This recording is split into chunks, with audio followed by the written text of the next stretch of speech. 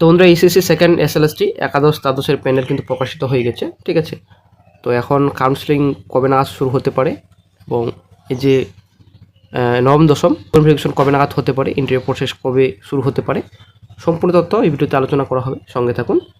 তো বন্ধুরা এই বিষয়ে একজন চাকরিহারা শিক্ষিকা সঙ্গীতা বিশ্বাস বলেছেন যে 2016 সালে যে মেয়ে তালিকায় প্রথম 50 জনের মধ্যে ছিল।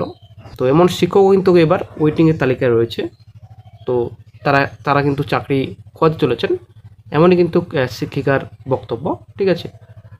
তো এ বিষয়ে এসএসসি চেয়ারম্যান সিদ্ধার্থ মজুমদার বলেছেন যে একাদশ দ্বাদশের শূন্যপদ 12,445।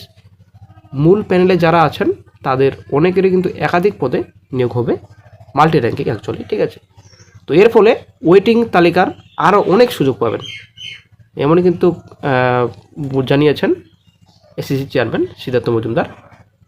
তো এক এসএসসি কর্তা জানিয়েছেন যে কোনো সংরক্ষিত শ্রেণীর মহিলা প্রার্থী সাধারণ শ্রেণীর শূন্যপদে ডাক পেলে একসঙ্গে সাধারণ শ্রেণীর শূন্যপদ, কোএডুকেশন স্কুলের স্বশিক্ষা শূন্যপদে, সংরক্ষিত শ্রেণীর মেয়েদের শূন্যপদে এবং সংরক্ষিত শ্রেণীর কোএডুকেশন স্কুলের শূন্যপদের মধ্যে একটি বেছে নিতে পারবেন। ফলে এখানে কিন্তু 3টে শূন্যপদে ফাঁকা থাকছে, অবশ্যই কিন্তু এখানে সুযোগ রয়েছে, ঠিক আছে। ওয়েটিং লিস্ট সব মিলে 18,178 জনের নাম রয়েছে তালিকায়। তার মধ্যে চূড়ান্ত প্যানেলে রয়েছেন 12,000-এর কিছু বেশি প্রার্থী, আর ওয়েটিং লিস্ট বা অপেক্ষামান তালিকায় রয়েছেন 6,000-এর কাছাকাছি চাকরি প্রার্থী। চাকরিহারা যোগ্য শিক্ষক শিক্ষিকাদের একাংশ জানিয়েছেন তাদের মধ্যে যারা একাদশ দ্বাদশে ইন্টারভিউ দিয়েছিলেন এখনও পর্যন্ত পাওয়া তথ্য অনুযায়ী তাদের প্রায় সবাই চূড়ান্ত মেধা তালিকা বা প্যানেলে রয়েছেন।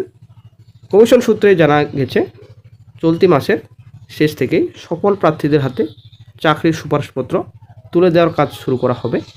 কবে থেকে শুরু হবে 2-1 দিনের মধ্যেই তা জানানো হবে। তবে একটা সূত্রের খবর অনুযায়ী মঙ্গল অথবা বুধবার থেকেই যাতে কাউন্সেলিংয়ের মাধ্যমে সুপারিশপত্র তুলে দেওয়া যায় তার চেষ্টা করা হচ্ছে। বুধবার রাতে চূড়ান্ত প্যানেল বা তালিকা প্রকাশিত হয়েছে। ইন্টারভিউয়ে কারা উত্তীর্ণ হয়েছেন এই তালিকায় নাম যেমন রয়েছে তেমনি অপেক্ষামান বা ওয়েটিং লিস্টে কারা আছেন তাদের নামেরও তালিকা প্রকাশ করা হয়েছে। ভেরিফিকেশন বা নথিজাতের পর ইন্টারভিউয়ে কাদের নাম বাদ গেছে তার তালিকাও আলাদা করে প্রকাশ করা হয়েছে। এই সংখ্যাটা 303। কমিশন সূত্রে খবর ভেরিফিকেশনের পর শিক্ষাগত যোগ্যতা এবং তথ্যগত ভুল থাকা সত্ত্বেও এরা ইন্টারভিউয়ে ডাক পেয়েছিলেন। এদের অনেকেরই স্নাতকোত্তর উত্তীর্ণের তথ্যে গরমিল রয়েছে। অনেকে ইন্টারভিউয়ের দিন অনুপস্থিত ছিলেন, তাই তাদের নাম বাদ গেছে। কমিশন সূত্রে জানা গেছে তথ্য যাচাই বা ভেরিফিকেশনে ডাক পেয়েছিলেন 19,970 জন চাকরিপ্রার্থী। তার মধ্যে তথ্য যাচাই বাদ পড়েছে 1,327 জন। চিহ্নিত অযোগ্য হওয়া সত্ত্বেও পরীক্ষা দিয়ে পাশ করেছিলেন এমন 269 জনও বাদ গেছেন। এরপর ইন্টারভিউ সঠিক তথ্য না দেওয়া ফের বাদ যান 303 জন। ফলে সব মিলে ইন্টারভিউ যোগ ছিলেন 18,000-এর কিছু বেশি চাকরিপ্রার্থী। এদিন তাদেরই নামের তালিকা প্রকাশ করা হয়েছে, ঠিক আছে। তো একটা গুরুত্বপূর্ণ আপডেট যে 2-1 দিনের মধ্যে কিন্তু একটা গুরুত্বপূর্ণ আপডেট পাওয়া যাবে, কবে নাগাদ সুপারিশপত্র তুলে দেওয়া হবে, এমনকি কবে নাগাদ কাউন্সেলিংয়ের শুরু হবে। তো মঙ্গলবার বুধবারে একটা গুরুত্বপূর্ণ আপডেট কিন্তু পাওয়া যাবে, ঠিক আছে। আর এদিকে কিন্তু আইনজীবী বিকাশ রঞ্জন স্যার তো উনি নিজের মতামত জানিয়েছেন।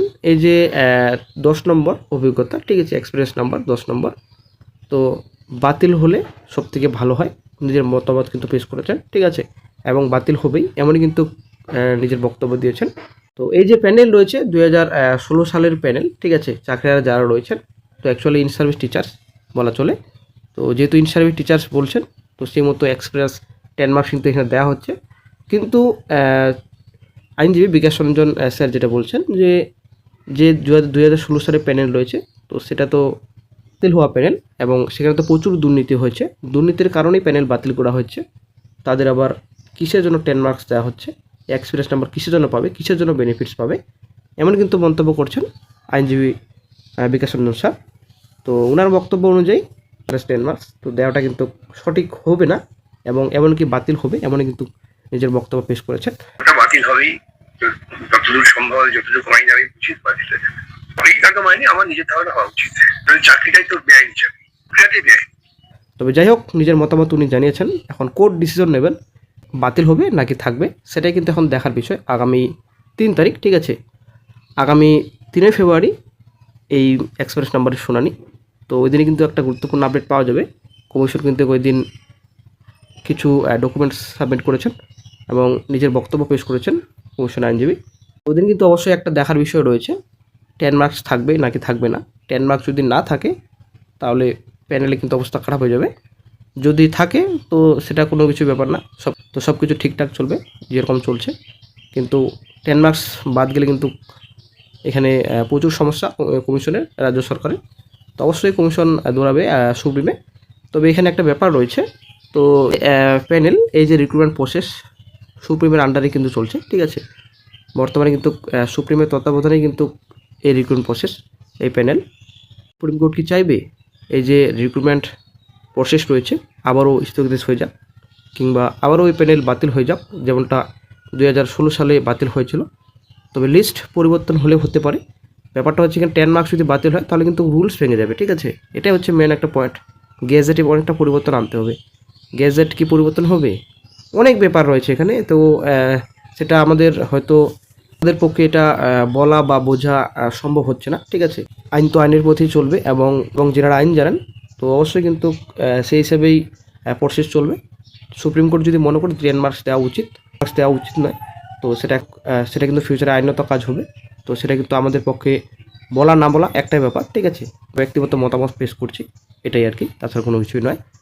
তো যাই হোক, মোটামুটি আপনারা ধরে রাখুন সামনে ফেব্রুয়ারি মাস থেকে হয়তো নবম দশমের ডকুমেন্ট ভেরিফিকেশন, তারপর ইন্টারভিউ হয়তো শুরু হয়ে যাবে ফেব্রুয়ারি মাস থেকেই। তো দেখা যাক কী গুরুত্বপূর্ণ আপডেট ফিউচারে পাওয়া যায়।